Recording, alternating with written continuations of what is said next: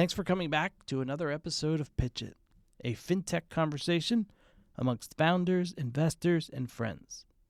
I'm your host, Todd Anderson, Chief Content Officer at Fintech Nexus.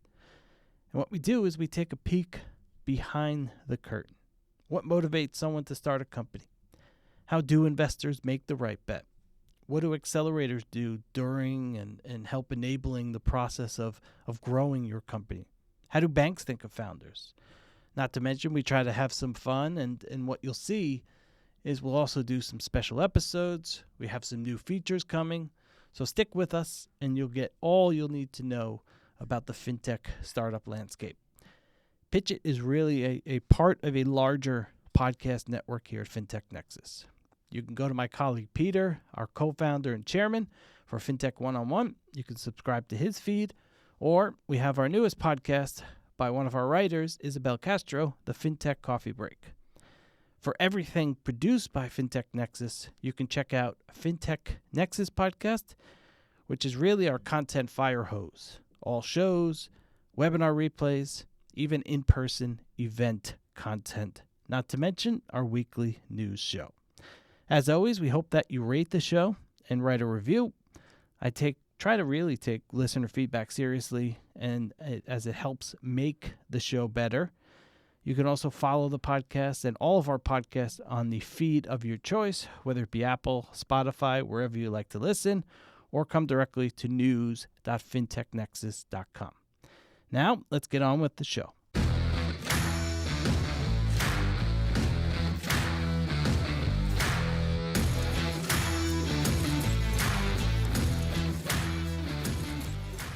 On today's episode, I was joined by Ben Weiss, co-founder and CEO of CoinFlip. CoinFlip's the world's leading Bitcoin ATM operator, making it easy to buy and sell Bitcoin via cash, card, or bank transfer. And, this was one of the more refreshing interviews I've had, especially when it comes to the crypto space, on a number of different levels. Even though we're in the midst of the latest crypto winter, maybe this will be the deepest and most painful overall. Ben and the CoinFlip team are as bullish as they've ever been when it comes to the prospects of crypto and blockchain-based financial products. The other refreshing aspect of the interview was talking about how they've bootstrapped the company to this point. Now they've raised some debt and they've utilized some capital in that way, but they haven't gone the VC route. And so many companies in fintech and so many startups in general feel as if or are determined to raise outside venture capital. And so when you see a company that's grown as much as they've grown, that's bootstrapped it, it's pretty refreshing. Ben and I talked about how he became interested in crypto and ultimately joined together with his co-founders. CoinFlip's growth to more than 300 employees and 4,000 ATMs, the current market conditions with FTX and the other debacles going on in the space, financial health and inclusion, CoinFlip's new product, Olive, bootstrapping, the realities and motivations of raising venture capital, state of mind, and much, much more. I hope you enjoy the episode, and as always, don't forget to rate the show. Now, without further ado, Ben Weiss, co-founder and CEO of CoinFlip. Hey, Ben, welcome to the podcast. How are you? I'm great. Thanks so much for having me on. I'm super excited to be here. Of course. Well, thanks for taking some time out of your day. Appreciate it. I'd like to kick off. If you could just tell the listeners a little bit about your background and a little bit about yourself. Sure. I'm Ben Weiss. I'm the CEO of CoinFlip, and I started the company with my co-founders close to 7 years ago now. I actually started it right when I was finishing up with college with one of my lifelong friends from high school. I worked a couple of jobs in the summers in college, but never had any job in crypto or any sort of financial services job. And my friend Daniel, he had this idea of these Bitcoin ATMs, and I went to high school with him. So I had a great relationship with him before any business. So it was easy to take that leap with him. And we've been going strong ever since, expanding our company. So what before we jump into exactly what you guys do and kind of how you became enamored with the concept of crypto, what drew you to become an entrepreneur? You mentioned you had a few jobs.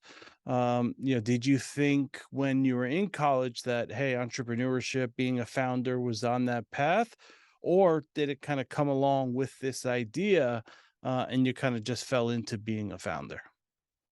I've always marched to my own drums, so I didn't necessarily know that I was going to be a founder or an entrepreneur, but I did know that I probably wasn't going to go the traditional route in life either. So I think naturally being a founder and being an entrepreneur was a great fit for me. And thankfully, I had someone that I've known for a while in Daniel, who I could work with. And I think that's key as well, as having the right people around you, because you can have a great idea, but if you don't have the right people around you, or if you have a bad co-founder, it can even tank the best of ideas. You mentioned in your intro about not having like a background in financial services. What drew you to Bitcoin and crypto and kind of this new idea and this new technology, this new concept?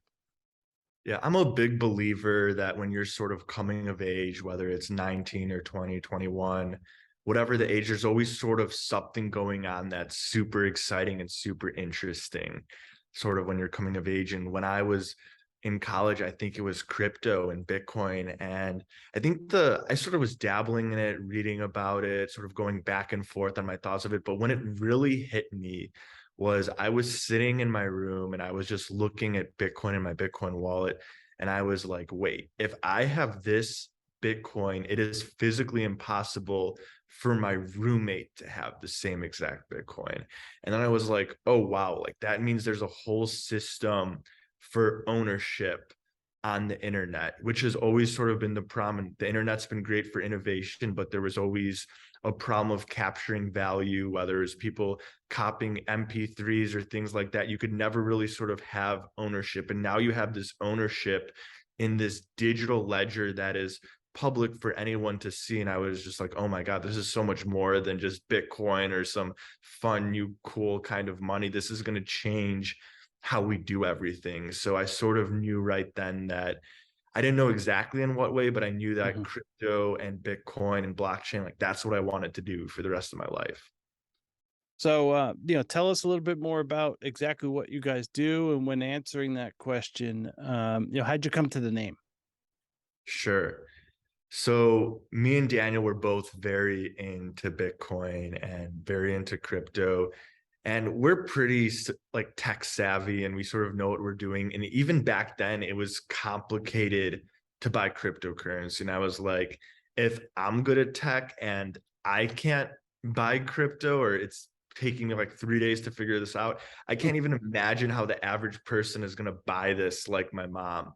Yeah. So we came up with this idea of the Bitcoin ATMs because that's like the easiest way to buy it. You could have your crypto before you go back to your car. It sort of takes it out of the cloud and it makes it physical and tangible. And everyone knows what an ATM is. So people think that you need these grandiose ideas or these brand new things, but a lot of times you could just look at something that already exists out there and just think about it in a different way.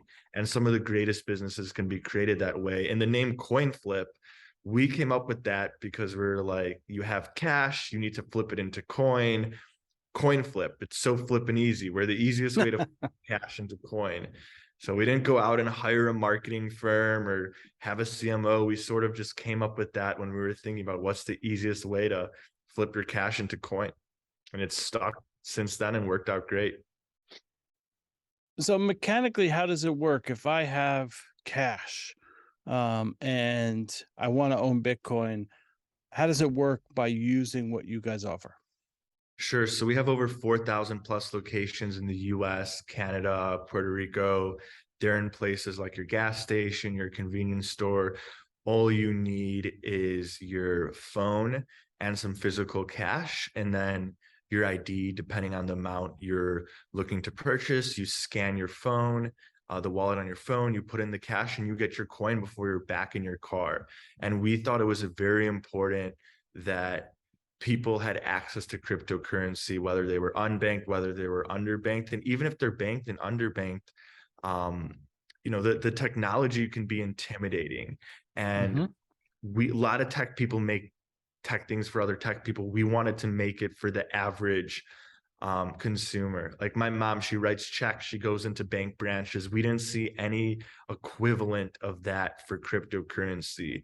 And we saw this market that was wide open, and we wanted to be in crypto. We weren't going to just copy Coinbase with way less resources and probably make a way worse version of them. We saw there was this gap that we could be useful. And since then, we've expanded across the country, across the globe. And we've also went into the digital space as well with an OTC desk, where people can purchase with wires, ACH, credit card. But the ethos of being there for the customer every step of the way, no matter how much or how little they know about crypto, and about technology, and having our 24/7 customer support. I think it's that unique white glove service that we offer that has allowed us to continue to grow throughout these years. You mentioned Coinbase. Obviously, they had some news this morning that we're taping that they're cutting back on more staff. Obviously we're talking crypto, so it's hard not to mention what's been going on in the space with the all the meltdowns and obviously big changes from a year ago. As someone who's in the space, kind of what are your thoughts on what's been happening? I think of it as, yes, crypto's been kind of thrown into the fire here, but in reality, it's really a people problem thus far. Sam Bankman-Fried is a person who's made mistakes and was a fraud, as was some of the other stuff going on. And so, is there enough analysis looking at whether it's the technology versus, hey, these are just frauds, or is there a real issue with the technology and with crypto? I think the technology's never been better. And as someone who's now been in this space 7+ years, I've learned to separate the prices from the technology. And even though the prices, it's a crypto winner for sure, you still see some of the largest institutions and some of the most sophisticated individuals and companies continuing to lean into blockchain technology, including a lot of traditional finance. So there's clearly something there. The technology, I think what's interesting about the technology is we're seeing a lot of movement from just pure investment to utility and use case. So I've never been more bullish about the technology. And to your point about FTX and some of the other things out there, this had nothing to do with crypto. In fact, what happened there and what's happened at some other companies, whether it was misconduct or over leverage or not properly segregating funds, I mean, this has been problems that have plagued normal finance and banking forever. So this isn't sort of, some new technology causing a problem. It's human nature and actually some of the same issues that we've seen in traditional finance. So I'm more bullish than ever, and the smartest and largest companies continue to lean into crypto. That being said, we have the Fed raising interest rates. There's no way around the FTX thing.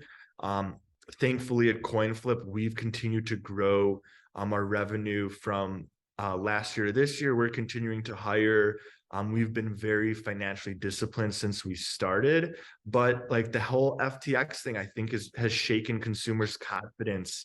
And that'll sort of play out in the next couple months. And the economy seems to be slowing down. But I've never been more bullish about the tech. And I think it's important to separate the technology from the prices because those don't always go hand in hand. And I'm curious your opinion on this, but in my experience, we've actually seen a lot of the building of like core technologies and the next use cases happen when the market's sort of going down. Yeah, I would agree. I mean, I think you mentioned it a few minutes ago, which was, some of the biggest names, whether it be, Fidelity, BlackRock, and others, have doubled down on the space, even as the blowups have continued to get worse. And I think you're right. There's there's too much conflation between the term crypto and blockchain.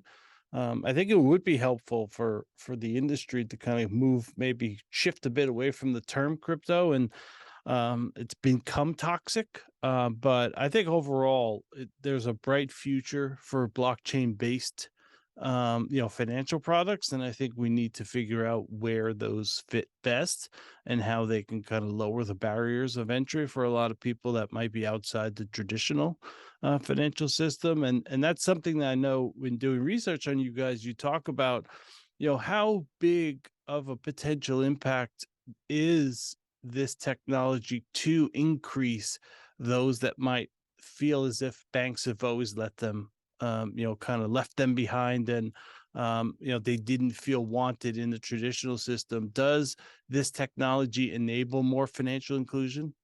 I think 100%, from being able to be your own bank, to control your own destiny, to being able to participate even if you're unbanked, to think about some of the recent events. I think in a couple days when Ukraine was invaded, they were able to raise what, over 100 mil via crypto. I know people who were fleeing the country were able to get their money out with crypto. Like, try sending an international wire transfer even in times of peace, and see how slow, Yeah. discombobulated that is. So I don't think we talk enough about the humanitarian impact of crypto. In the past, if you were fleeing a war or an authoritarian regime, you would take everything you could and you would literally put it on your back, like physically put it on your back, and see, what you could get across the border with. Now you can just have a passcode or your private keys and protect everything your family's worked for, protect against inflation. I mean, we've seen a lot of countries in Africa and in Latin America where there's been inflation turning to either Bitcoin or even stable coins to protect their wealth. And I think, being based in the US, we don't necessarily think of some of the humanitarian aspects of crypto, because while there was inflation recently in the US, we've never had like decades of double digit inflation. We Yeah. have a decently stable government situation. We have rule of law. But in some of these other countries, people's livelihood depends on crypto, depends on stable coins. And also, I just think the ability, we'll see in the future, just tokenizing all these sort of assets that would have been a liquid. I mean, it's totally going to change the game and change how we as humans create and exchange value in the digital world. I've always thought that in some ways, I think those in the crypto industry have talked a bit too grandiose at times about how rapidly some of this stuff happens. Do you think it would have been, I know hindsight's 2020, but it feels like it would have been helpful if some of the companies and some of the people in the space talked about it. Hey, this is an evolution. Crypto is not going to transform, financial services in 2 years. It's going to take 10 or 15 or 20, because ultimately, if we're talking about what you just talked about, the tokenization of all these, land deeds and all this other stuff, that takes time, but Think ultimately about it the gets internet. there. Yeah, Yeah. think about the internet. Like, think the internet is ubiquitous in everything we do in our lives. We actually probably take it for granted and don't even think Oh, about for sure. it anymore. But imagine if it's the late 90s or even early 2000s, like, crypto's going to get there and it's going to be the same way as the internet. There'll be two steps forward, one step back. There'll be, companies that come and go. There'll be technologies that people thought had promise that don't, or there'll be technologies that we're not even thinking about right now that blockchain enables, that are going to have huge markets. So we are still in the first inning here. And I like to sort of just think about crypto the way I think about the internet, and think about, if you would have looked at the internet right after the 2001 dot-com bust. A lot of companies went under. People questioned tech for years. People questioned the internet for years. But you got your Amazons, you got your Netflixes, you got your Googles, and more Yep. importantly, you got a total transformation of life and society and what it means to sort of live the human experience. I mean, it's totally different with the internet. And we're going to, just how you probably every single thing you do, even in your car, when you're driving to work, there's some sort of, use of the internet. You're going to see that with crypto as well. But it's not, it's not a day, it's not even a year. It's decades. I mean, the Yeah. internet is still innovating. And you're going to see that with crypto as well. And it's not this all or nothing sort of like traditional finance or crypto or the dollar or Bitcoin. They're gonna, we see the central banks and the governments trying to use the technology of blockchain, and we see crypto people and crypto companies using some of the same stuff that we saw in centralized finance. And some of that hasn't worked so well, but I think you'll see a convergence there. So getting back to a little bit about what you guys do, I saw the a new product that you guys are launching called I believe it's pronounced Olive. Tell us a little bit more about that. What is Olive, and is it fully launched today? Sure. So Olive is probably the most exciting thing right now. It's why 7 years into the game, I still wake up every single day pumped up to come to work. And Olive is the next logical extension of CoinFlip. It is a financial services platform for all things powered by crypto. So it will be on your phone. You can go onto your computer. It'll also be tied to the physical ATM. So we're going to be leveraging that physical and digital worlds and bring them together. It is not live yet. It'll be live early this year. We have a wait list where people are signing up to be among one of the first people to try it out. The wait list is join.olive.com. And we are giving away a free Bitcoin to a lucky individual on the wait list. You can maximize your chances of winning by referring friends and family. And the key with Olive is it's part of the evolution of CoinFlip. We started with these physical kiosks, and that's been great for us because we have this physical presence. And now this is sort of the next step of bringing crypto to those who are crypto curious or who might be a little intimidated by some of the options out there. This is a much more frictionless and easy to use system. And it's beyond just sort of Bitcoin and crypto. It's the whole ethos of blockchain technology with the same, 24/7 customer support and other attributes that have made CoinFlip a crypto customer favorite for years now. So stay tuned for more announcements there. It's super exciting for me. You can probably even tell by the smile on my face that I just get so excited just talking about it. And you can join our waitlist again at join.olive.com. You mentioned you've been around for 7 years now. What's the This biggest is like lesson? 100 years in crypto because it ages you, man. It ages you. Oh, I bet it does. What's the one of the biggest lessons, if not the biggest lesson you've learned about your company since you've launched? Yeah, and I think the biggest lesson is that no one makes this alone. I think a lot of people become entrepreneurs because they march to their own beat or they want to do their own thing. But I think the hardest part and the biggest thing I learned is that you have to let other people in, not just on your day to day, but onto your vision of the company. And I think one of the best things I did early on was realize that because a lot of the skills that make you a very good entrepreneur, such as willing to, run through brick walls, being super hands-on, being really controlling at first, become liabilities down the road if you don't start. You don't have to be the smartest person in the room.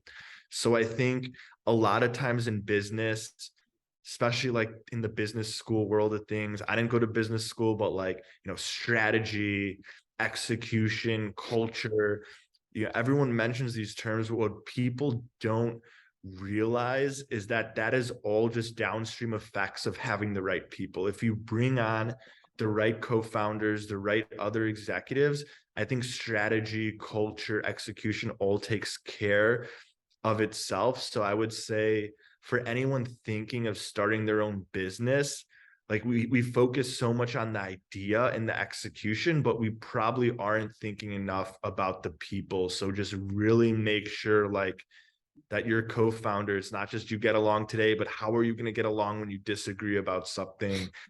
How can you bring executives or talented people early on? And I've seen a lot of founders struggle with that. So I would just say like the number one thing that I've learned about the company and about myself is just how important it is to really bring good people on early, because it sets the stage for everything.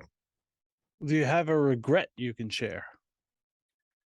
Not so much about the company, but I would say personally, I wish I was better in the beginning of compartmentalizing and being able to turn like on and off the like coin flip switch so it wouldn't bleed into every single aspect of my life. I think it caused me, it was useful in the beginning, but it caused me a lot of unnecessary stress and pressure, sort of in the middle phases of the company when the company was sort of, scaled and running really well on its own. I think I still had like that fight or flight response 24/7 that most entrepreneurs have, where they're living, breathing, and eating like their company all day long. Mm-hmm. You're also tying your identity to your company. So if your company's doing well, you're on top of the world.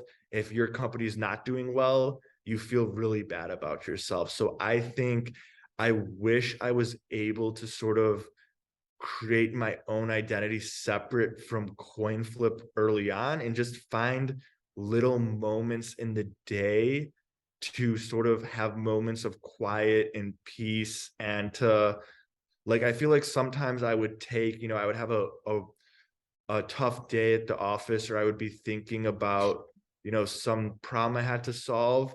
And I would just take that sort of home and I would just ruminate on it for hours when I should have been at like 8 p.m. Like, okay, I'm just going to take 2 hours to chill and relax and like come back to it. So I think that's something I wish I knew how to compartmentalize that better and turn off that on and off switch just a little earlier in the game, because I'm pretty good at it now, but it would have saved me a lot of stress. And then just not, tying your identity to your business.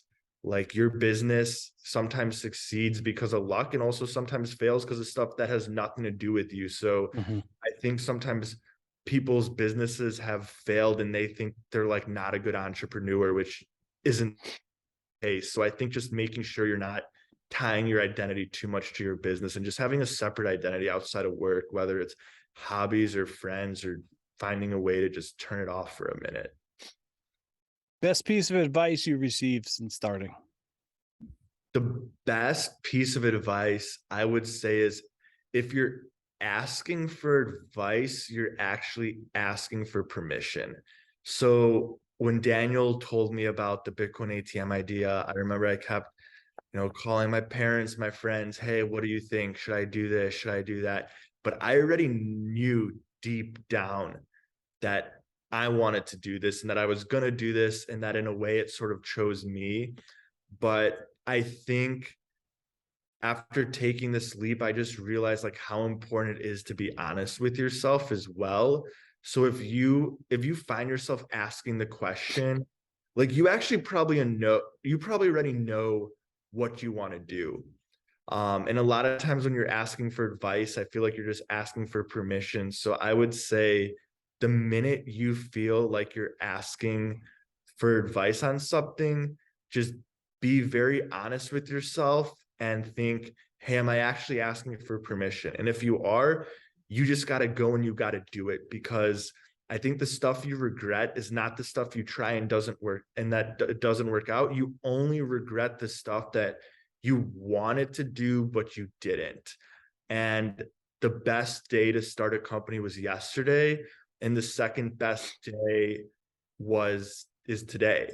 And I think there's also like no matter how rational your company, like people come to me and they're like, in hindsight they're like, well, that was such a like great idea, but it was also obvious like that, no one, there wasn't an easy way to buy Bitcoin. But like at the time, like no matter how much market research you do, no matter how much you think about the pros and the cons, like starting a business is a leap of faith to an extent. So you're never going to Mm-hmm. get there like rationally. and there's no way of avoiding that jump, no matter if you're, or avoiding that leap of faith, no matter if you're 40 or 20, or if it's your first business or your third business. There's always a leap of faith. So as an entrepreneur, you just have to be willing to take it. Tell us, how big is the team today? What does it look like in terms of types of roles and whatnot? And is everyone located U.S., worldwide? Tell us a little bit more about the team. Sure. So we have just under 300 employees. Our Wow. global headquarters is right here in Chicago.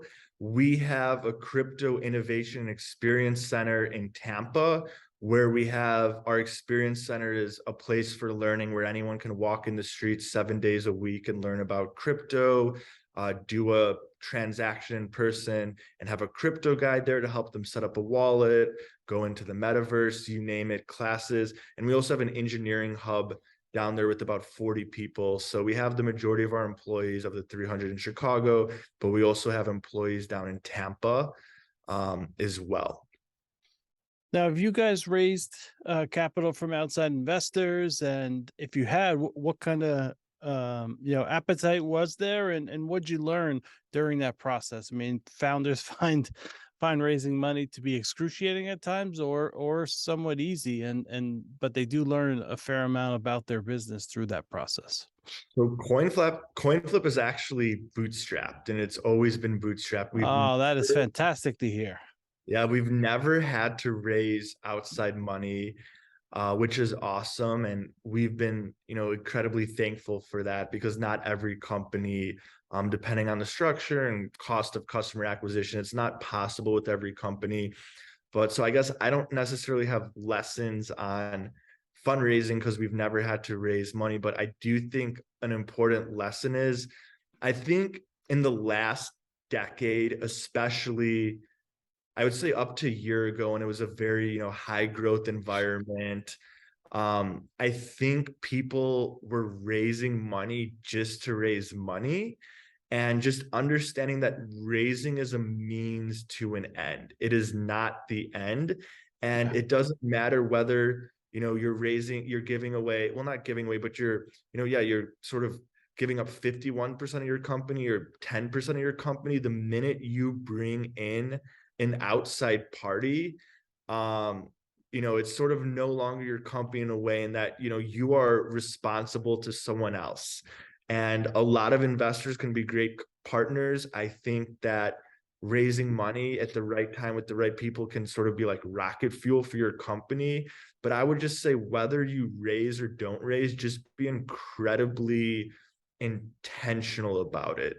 And it's sort of a very, just like picking a co-founder. I mean, it's a very permanent thing. Yep. You can, when you can end a marriage, you really can't end an investment from, someone else. Once someone's in the door, they're in the door. So I would just say, not just being very intentional about raising, and just like, if you're thinking about a raise, what are you trying to accomplish? Because you might not need to raise money. So, or maybe you want to use some debt, or maybe there's another interesting vehicle, and just ask the right questions to that investor. It's, you want to know not how they would treat you when things are going well, but when you're missing your numbers or when you're struggling. I think it's important to have those conversations up front. You know, over this 7-year period, did you guys have the opportunity, or were you approached to raise money and you said, we've bootstrapped it to this point, and that's the way we want to continue to go forward? Like, is there this, potential of, hey, maybe this brings us to a next level? But clearly you didn't make that call. So curious kind of the thinking behind, potentially that option to raise money and ultimately deciding against it. Mm-hmm. So we still get approached today about fundraising, and we're not opposed to it. We just haven't seen something yet that was attractive enough to justify it. We've also been able to use debt to continue to grow the Gotcha. company, very fast. And thankfully, we have good partners there. But we're not opposed to it either. I think there very well could be a time when it's right to raise outside capital in the form of equity. I think that the right equity partner can be a huge boon. So we're not opposed to it either. We still have conversation with people, and we're very open to it. But thankfully, we haven't had to do it as yet. And I think just sort of the thought process there was, we just looked very honestly at what we wanted to do, the resources we had to do. We looked beyond just valuation, because anyone can write a check, but what can this partner, what's theirs strategically? What can they bring beyond a check? And we just didn't see anything enticing enough to take the bite, but we're always open to it, and we always listen, and we always have conversations with people. Do you think too many founders feel as if they have to raise money, like it's part of being a founder? Like, hey, I see all these VCs like, oh, every company must raise money, so I have to do it too.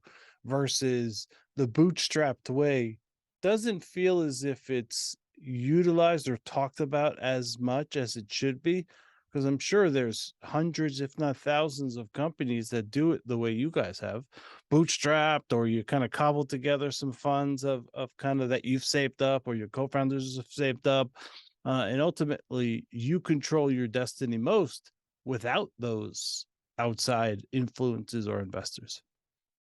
Yeah, I mean, I think people just need to know that bootstrapping is an option. And look, there's clearly companies that day one they need capital, and there's clearly companies that you need to run at a loss for years, because if you're not running them at a loss, you're not being aggressive enough. So, nothing against fundraising, but I do think, especially in the last decade, that everyone likes to have a nice name VC behind them. It's a nice ego boost. It's good for the brand. So I think sometimes people would raise for the wrong reasons. I think also with IPOs, like founders will think that's an exit, but it's really only a partial exit, and it's sort of the start of something new. And then you're a public company, and then you're sort of playing the quarter to quarter game. And there's a lot of benefits to raising money. There's a lot of benefits for going public. They're not the wrong decisions. In fact, they can both be great decisions. I think just being very intentional and being very honest about it, and talking to people who've done it before.